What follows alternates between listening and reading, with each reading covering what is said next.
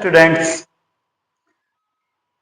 so finally we arrived at quantum mechanical model of atom. हम कहां पहुंच गए?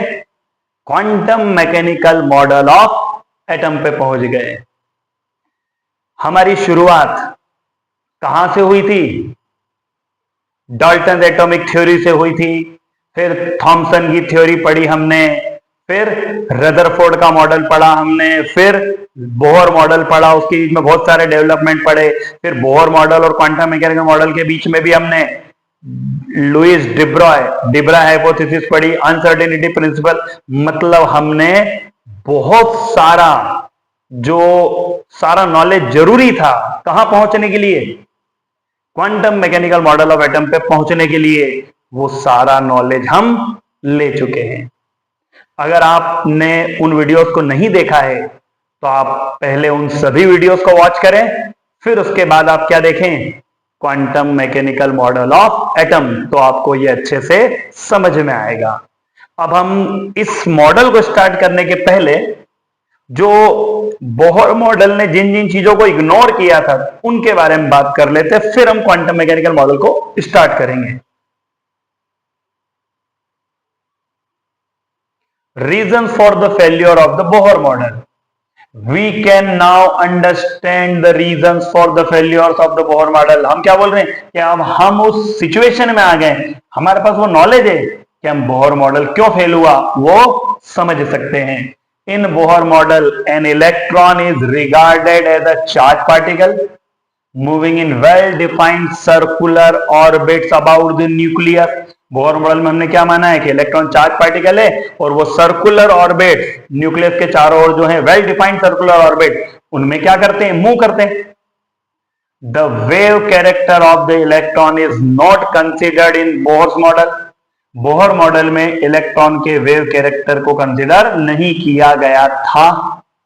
Further, N orbit is a clearly defined path, and this path can completely be defined only if both the position and velocity of the electron are known exactly at the same time.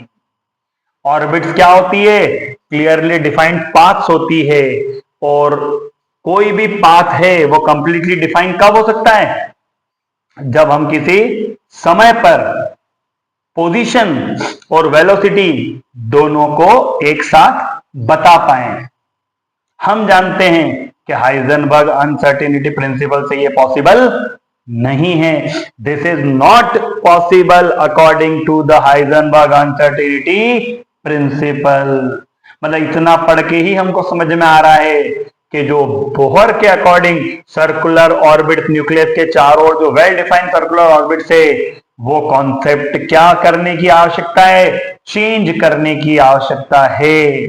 Bohr model of the hydrogen atom therefore not only ignores dual behaviour of matter, कि dual matter of behaviour को तो इसने ignore किया ही किया, साथ में इसने Heisenberg uncertainty principal को भी क्या किया? कॉन्ट्रडिक्ट किया, या उसको भी फॉलो नहीं किया, या ये वहां फॉलो नहीं हो रहे। तो बोहर मॉडल की जो फेल्यूर के रीजन हैं वो हमें बिल्कुल अच्छे से समझ में आ सकते हैं।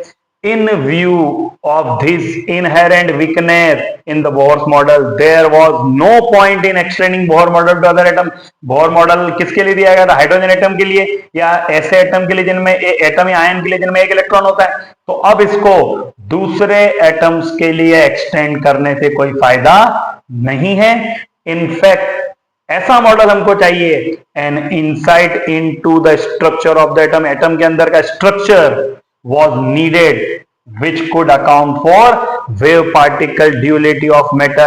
हमें एटम के अंदर का एग्जैक्ट नॉलेज चाहिए जिससे हम वेव पार्टिकल ड्यूलिटी जो है मैटर की उसको भी प्रूव कर सकें, एंड बी कंसिस्टेंट, और ऐसा मॉडल जो हाइजेनबर्ग अनसर्टेनिटी प्रिंसिपल के साथ भी क्या करे? कंसिस्टेंट हो।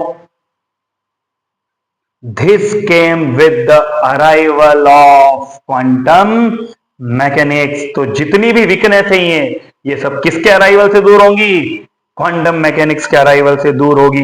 क्वांटम मैकेनिक्स के लिए हम अलग से एक इंट्रोडक्शन वीडियो बना चुके हैं। अब वापस हम अगर हमारे क्वांटम मैकेनिकल मॉडल की तरफ मूव करें तो हम अब क्वांटम मैकेनिकल मॉडल को स्टार्ट कर सकते हैं, क्योंकि बोहर की जो वीकनेस है वो भी हमको समझ में आ गई, एक बार रिवाइज हो गया।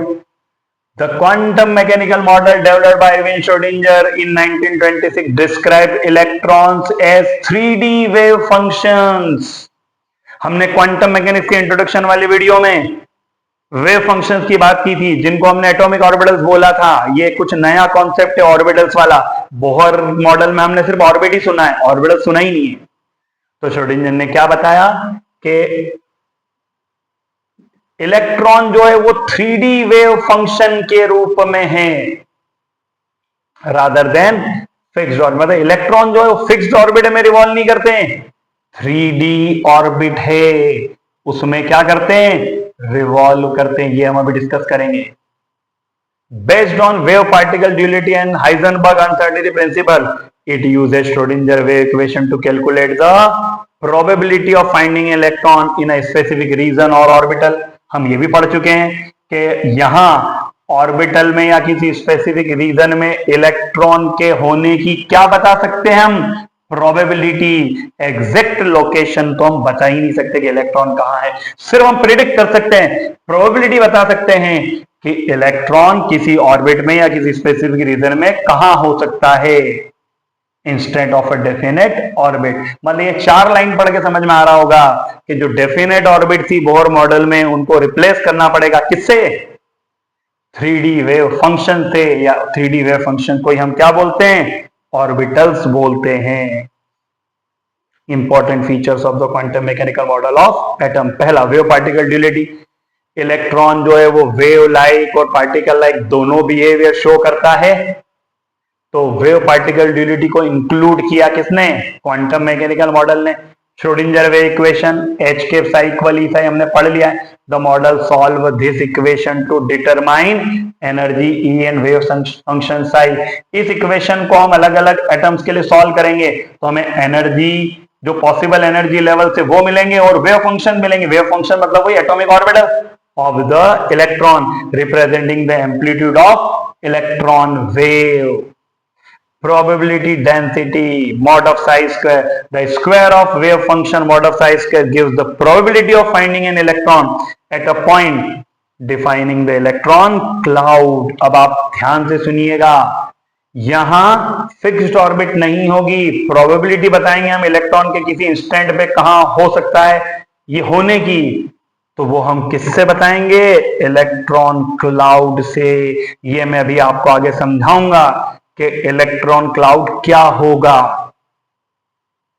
Atomic orbitals, unlike Bohr's fixed orbit, orbitals are 3D regions in space, जहां इलेक्ट्रॉन के होने की प्रोबेबिलिटी मैक्सिमम है लेकिन 100% नहीं है। कितनी, 90 to 95%। ये स्पेशली आप ध्यान रखिएगा कि ऑर्बिटल वो प्लेस होता है जहां इलेक्ट्रॉन के होने की प्रोबेबिलिटी 90 to 95% होती है। Energy quantization, the energy of an electron क्या होती है, क्वांटाइज्ड होती है, meaning it can only hold specific energy values which arises as allowed solution of the wave equation. हम वेव इक्वेशन को सॉल्व करेंगे, जो एनर्जीज की वैल्यूज आएगी वो वैल्यूज हमें क्या देगी, एनर्जी लेवल्स देगी कि इलेक्ट्रॉन किन किन एनर्जी लेवल को होल्ड कर सकता है या किन किन एनर्जी लेवल्स में हो सकता है। Quantum number, 4 quantum numbers define an electron's state. Principal quantum number, azimuthal quantum number, magnetic quantum number and spin quantum number. Quantum numbers के लिए हम अलग से एक वीडियो बनाएंगे, इसलिए मैं इनके बारे में ज्यादा डिस्कशन नहीं कर रहा हूं, सिर्फ आपको ये बता रहा हूं कि प्रिंसिपल क्वांटम नंबर आपको क्या बताएगी, शेल के बारे में बताएगी और एनर्जी के बारे में।